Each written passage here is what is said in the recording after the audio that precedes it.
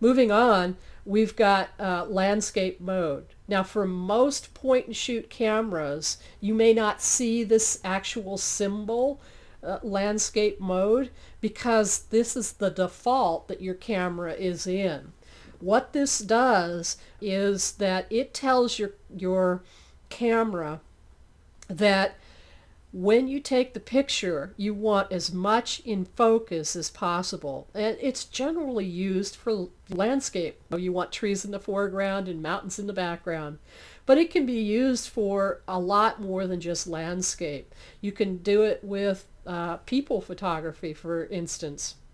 Let's say you're on a cruise, and I'm up in the Northwest, so you're heading up to Alaska, and you see some of those beautiful, beautiful blue icebergs floating along, and glaciers floating along, and you want a picture of your significant other with those in the background. So you tell your significant other, run up there on the bow, and I want to take that picture. So you want your significant other to be sharp, as well as those icebergs in the background. So you would want it on landscape modes, as much depth of field in the foreground and background as possible. And that is what landscape mode does.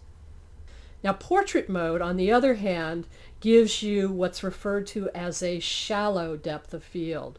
And that's what we generally want when we're taking pictures of people. It doesn't matter whether it's a full body portrait or a head and shoulders portrait or a dog portrait.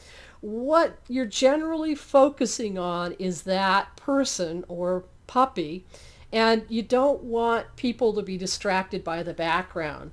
So, in a formal situation, like I got my little rascal in, then that would be, you'd want to set it to portrait mode. But you can use this creatively as well.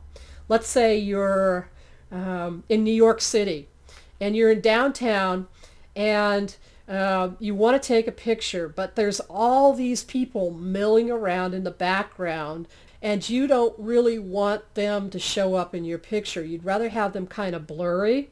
So what you could do is set your camera to portrait mode, and that will give you a shallow, what's referred to as a shallow depth of field, and most likely those people in the background would be fuzzy. So that's what portrait mode does for you, and it's a little head icon generally.